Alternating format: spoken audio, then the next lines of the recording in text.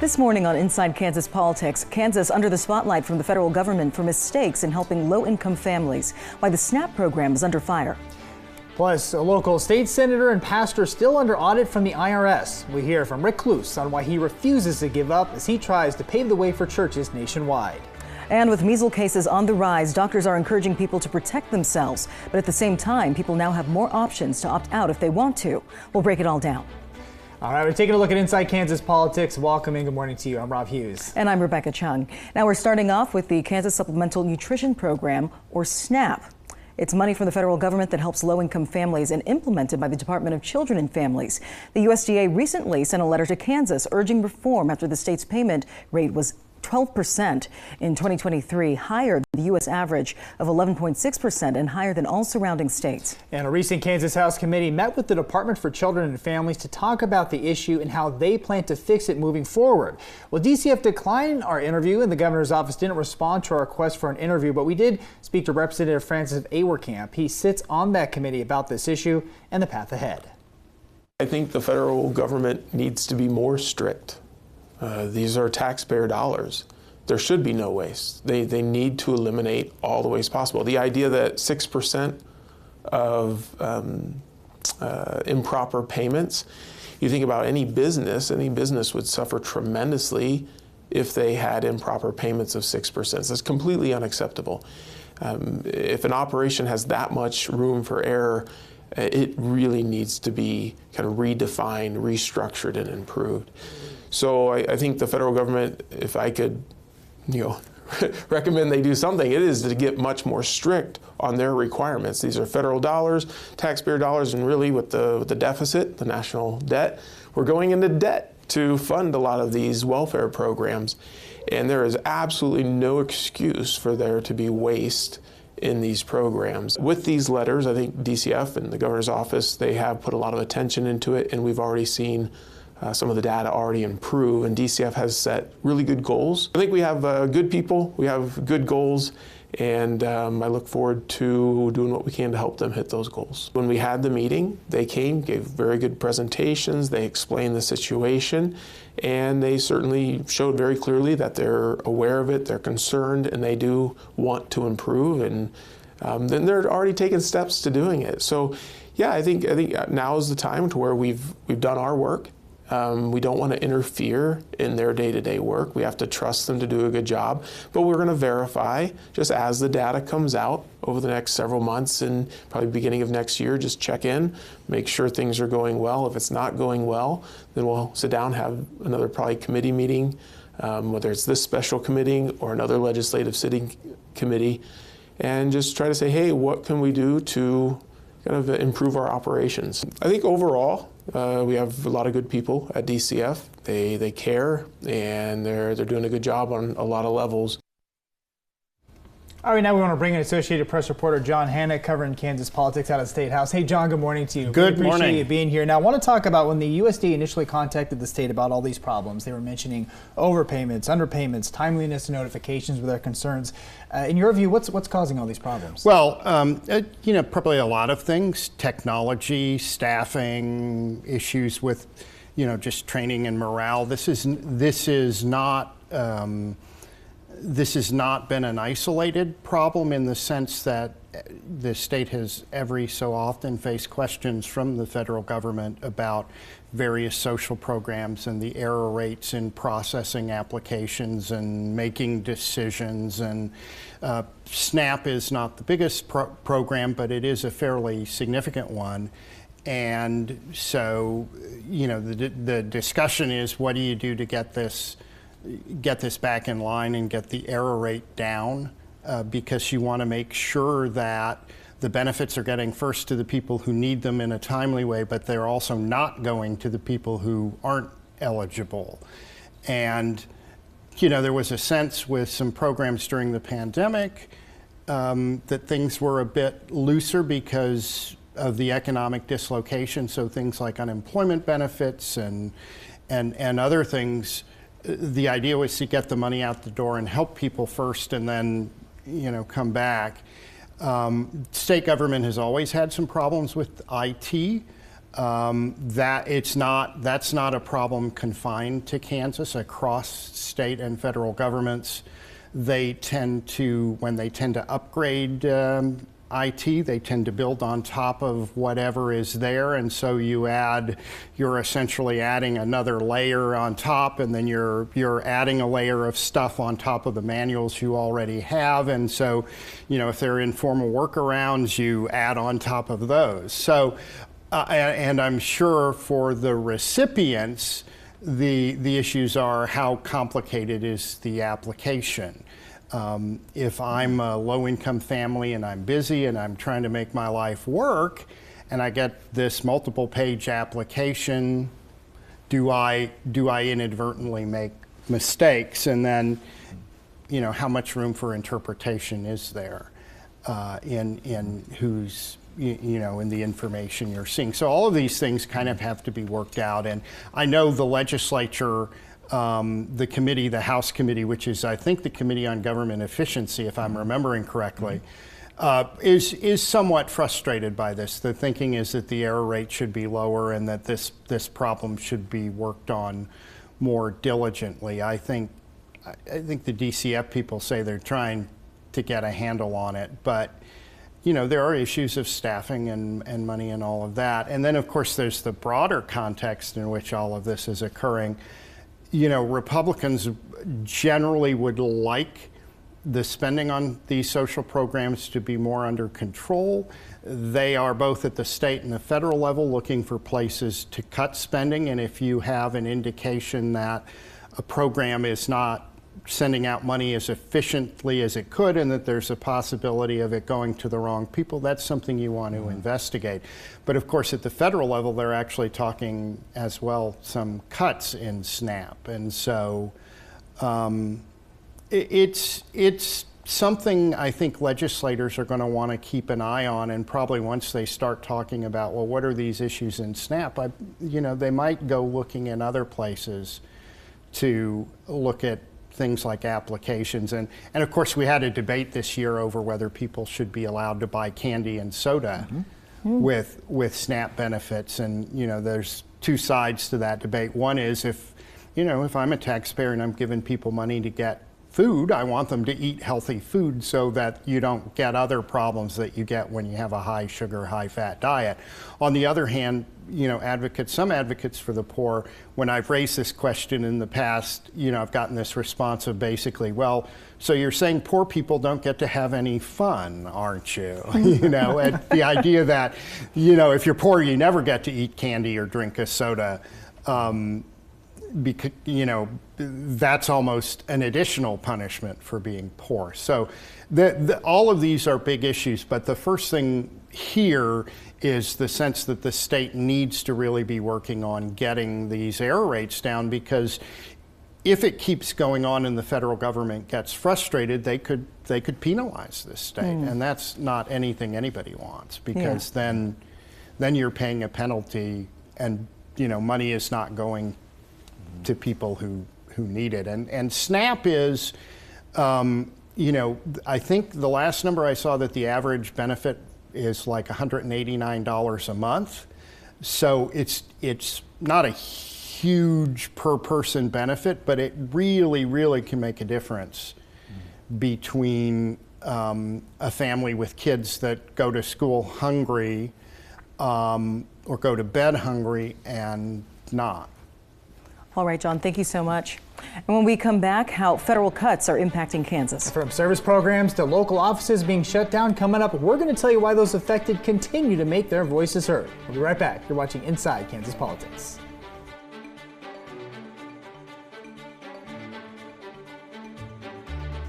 If you know an outstanding student athlete who deserves to be recognized, nominate them for Scholar Athlete of the Week at KSNT.com.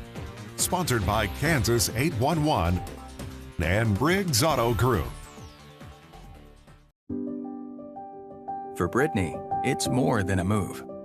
It's a new city. It's a new role. It's a brand new horizon that's hers for the taking. It's more than a move, and we're more than a truck.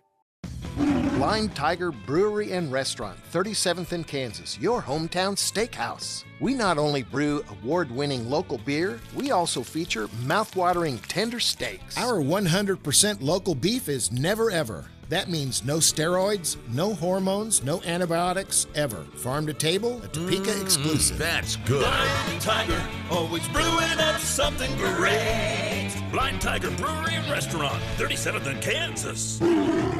Just announced employee pricing to the public. At Noller Ford, get $10,000 off a new Bronco. 24 Ford Expeditions take a massive $20,000 off. Get a new 24 F-150 and take up to $10,000 off. Better than employee pricing. That's the Noller way.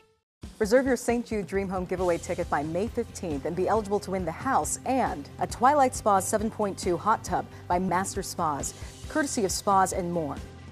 Tickets are limited and going fast. Visit KSNT.com or call 800-846-2640 to reserve your chance to win for only $100. Join us as we raise funds for the kids at St. Jude Children's Research Hospital. We can't do it without you.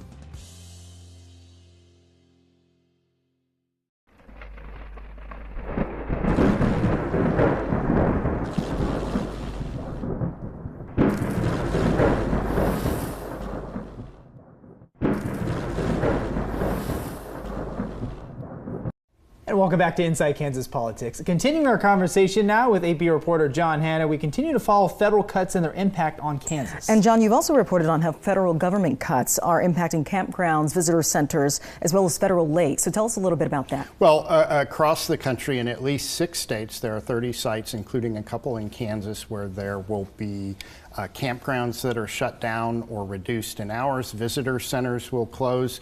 You get to the upper Midwest and the Great Plains, there will be dams that you can't go visit the powerhouses, and the visitor centers will be shut down.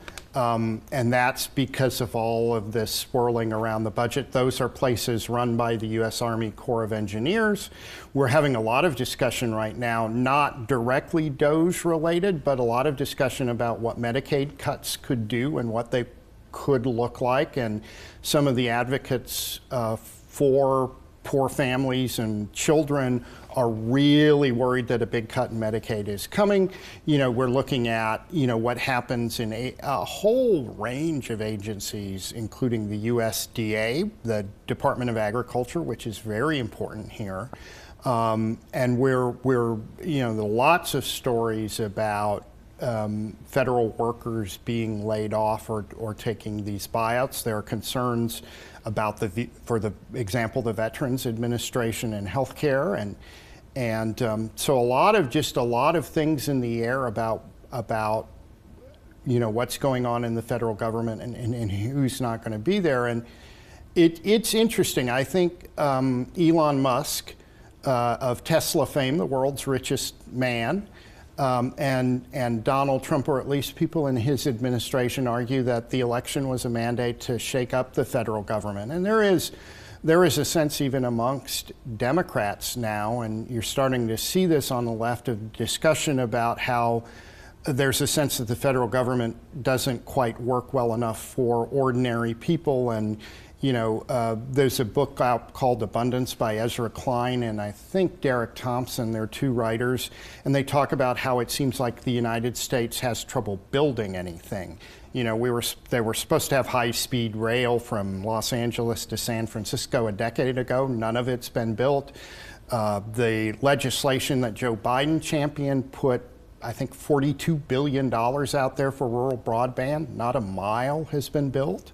It's because the process for getting the grants approved to get the money flowing took 3.5 years and had more than a dozen steps.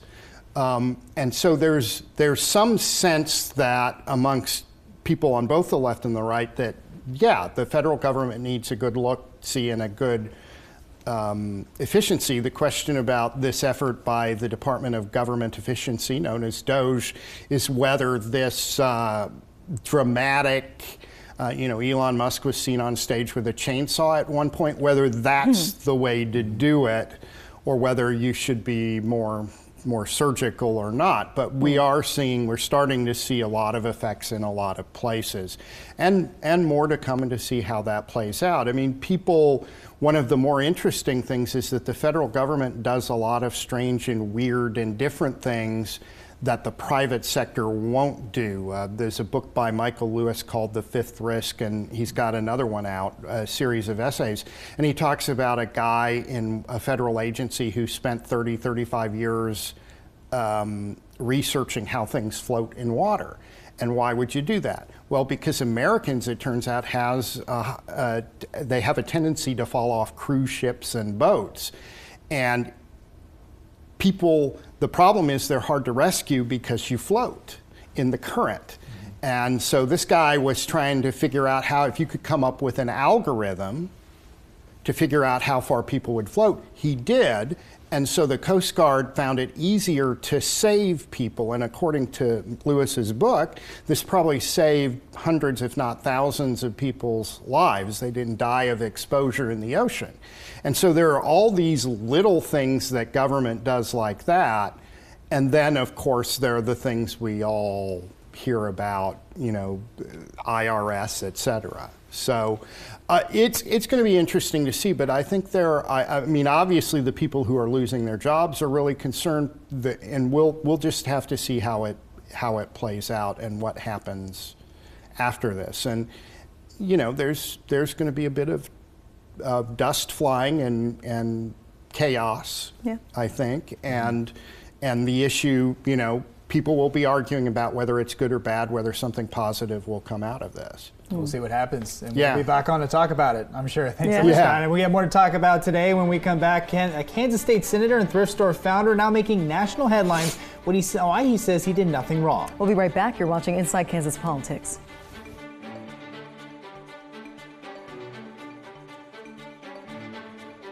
Why settle for boring cookies when you can have dirty dough? Stuffed cookies overloaded with flavor. So long, ordinary cookies. Check in often. The selection changes weekly. Dirty Dough Cookies with locations in Topeka and Lawrence.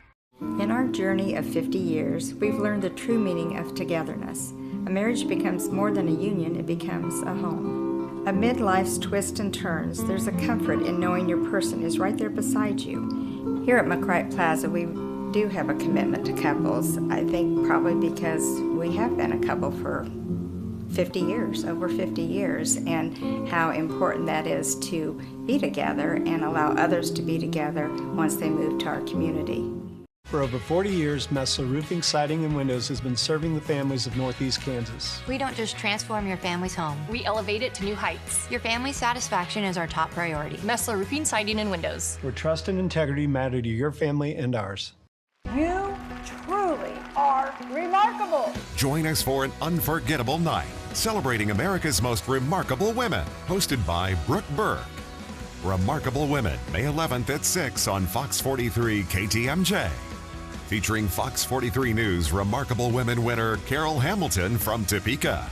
Remarkable Women is locally sponsored by Sharp Honda, Topeka ER and Hospital, and Washburn University. This spring, the vibe here is crazy. May your day have stars. We'll see you there. May your day ring. My button is broken.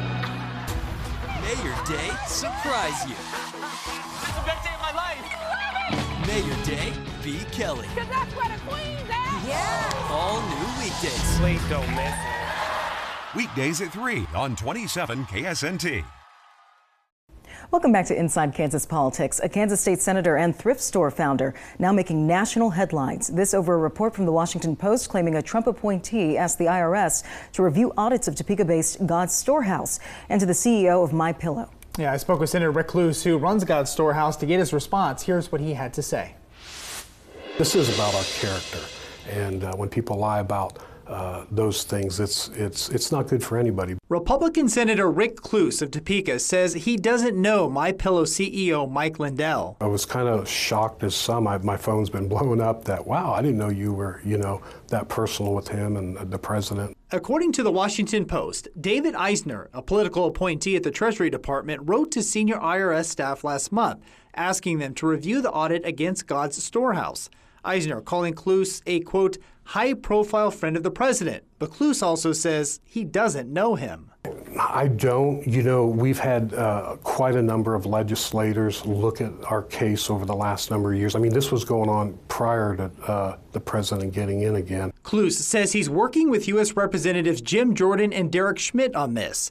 Last year, a federal court ruled God's Storehouse could not block the IRS from accessing their bank records after IRS investigators claimed proceeds from God's Storehouse contributed to Kluse's 2020 political campaign. It's an absolute lie. I mean, all those records are available. And like I said, early on in this, we sent everything to the IRS. We invited them here to come and to see what we do. Kluse says the IRS did not take him up on that offer. According to the IRS's website, it allows churches to operate a daycare or a thrift store and stay tax exempt. Kluse says he wants to see a legislative fix. To say that we would ever use or commingle or use funds for a campaign, it's just absolutely a lie, and I will push back on that every day. To say that we don't pay our taxes and stuff like that, I'll push back on that. My taxes are paid every year, pay my employee taxes. He believes this is about protecting religious liberties and the way the IRS goes about in doing a church audit. The precedent we had to push back,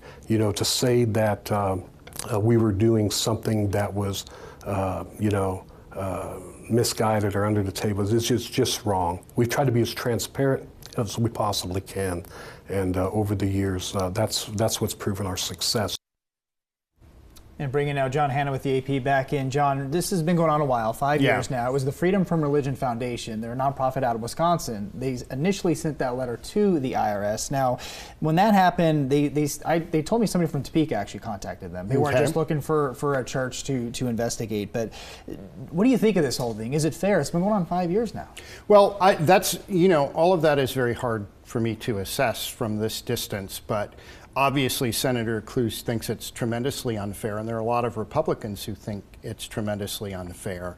Republicans generally across the country felt like the Biden administration, I think the word they used, weaponized the federal government. Now, of course, Democrats and other folks didn't think that mostly it was in the context of investigations of President Trump, of course. Here, it's interesting because the attorneys for Senator Kluse, Ryan Kriegshauser is the main one, has they've had this lengthy court battle to kind of keep the IRS from getting into his records, and so that's what's been tying this up in court. And obviously the theory being, I think any good lawyer will tell you the best way to win at trial is not to have one. And so I think that's part of the thinking. But clearly Senator Kluse thinks he's being unfairly targeted. He's denied some of the, maybe all of the allegations that the IRS has made. They seem to be investigating, a couple of things like was tax properly withheld for he and his wife? Was there mixture between the church and his campaign? And so all of that. And we'll see, often when a new presidential administration comes in, you get a rethink of things that are going on. Obviously, this Treasury Department's comment that we ought to take a look at that is a pretty strong signal to the IRS leadership. Ryan Kriegshauser, the senator's attorney, also sent a letter to the U.S. House Judiciary Committee raising questions and asking whether the law needs to be rewritten. That's interesting because he had clients who were entangled in some sort of investigation with the Ethics Commission over, transfers of funds, and a lot of people were subpoenaed. It hasn't resulted in anything, and it's likely have been closed. But he did the same thing. He went to the legislature and said this investigation, what we're seeing, really raises questions about the law. And so, you know, again, the best way to win a trial is not to have one if there would be a trial. And it's hard to tell where the IRS would go with this. I have yet to find a single person who would enjoy having the IRS look at their finances, because there's a sense that the IRS holds a lot of cards in any dispute. You know, for example, you have something on your individual tax return, the IRS thinks you've made a mistake, demands a lot of money, you send them in documents to say, no, I didn't make a mistake, you get a letter back saying, well, we still think you made a mistake. If you want to appeal, you can go to this court in Washington. Right. Well, it's obviously easier to pay the $300,000, $400,000 than it is to, you know, pursue it further, unless you're, in this case, clearly Senator Kloos feels that the level of what he sees as the injustice is worth the fight. And of course, he's saying that I'm not just doing it for me. This is not about me. This is about churches generally. And there have been a lot of discussions since at least the Clinton administration about, well, actually probably going back to the Carter administration, because there were IRS examinations of some conservative churches and whether they were abusing their tax-exempt status. And of course, Ronald Reagan took office and that quietly went away. But there have always been these questions about, you know, when you look at politics in churches, what can they do, what can they can't do? What can they do if they're not tax exempt? Can they have a not tax? I mean, it's both tax law and federal campaign finance laws, and to a lesser extent, state laws are complicated. But again, you know, we're not at a stage where we know what the IRS is investigating. We know what the complaint was about. But we haven't gotten to the point where there's actually been a finding by the IRS that, you know, so this is it's hard to think of this as, you know, it's been 5 years, but in theory, we'd still be in a preliminary stage going forward. And I think Senator Kloos, from what he said, just does not, his argument is he shouldn't have to go through this, and no other church should have to go through this. So we'll see how it flies out, but it would not be surprising, given the comments from the Treasury official, and given that a new administration is in office, that they might look at this and say, you know, this is not where our priority is. All right, John, thank you so much. We'll be right back. You're watching Inside Kansas Politics. It's more than a move. It's a new job for her, a new baseball team for him. And for Badger, it's a new yard with more room to roam. It's more than a move, and we're more than a truck. Know a teacher who's going above and beyond? 27 News and Noller Ford want to honor them. Nominate your favorite educator for Teacher of the Month and let us celebrate their dedication. Teacher of the Month, sponsored by 27 News and Noller Ford. 27 News, honoring veterans through Veterans Salute. We're proud to honor our veterans for their service to our country. And we would love to share their stories. Please nominate a veteran at KSNT.com. Be sure to watch 27 News Wednesdays at 10 p.m. as Devon James Injury Lawyers and 27 News honor our veterans with a Veteran Salute. Veteran Salute, sponsored by Devon James Injury Lawyers. At Briggs Auto Group, we're proud to be your trusted dealership. Now's the time to trade in and upgrade your current vehicle. Or let us buy your car hassle-free, fair, and competitive. Whether you're looking to sell or trade in, Briggs Auto Group makes it simple and stress-free. Come experience our first-class care before and after the purchase. Come see us today at Briggs Auto Group, where trust matters and customers are number one. Hey, look what's going on at Briggs Auto. Briggs! From clearing land to building sheds or retaining walls to digging ponds, All Seasons Excavating and Landscape is here to turn your vision into reality. Our experienced equipment operators can create landscapes that increase your property's value. Call All Seasons Excavating and Landscape today. They were very easy to work with. I knew they would be the people we would want to use. In fact, we did not even get other bids. We were so pleased with the product and the customer service that Denali provided that we just stayed with them throughout. And that was your look inside Kansas politics. We'll see you next Sunday right here on 27 KSNT at 10:30 a.m. Have a great day.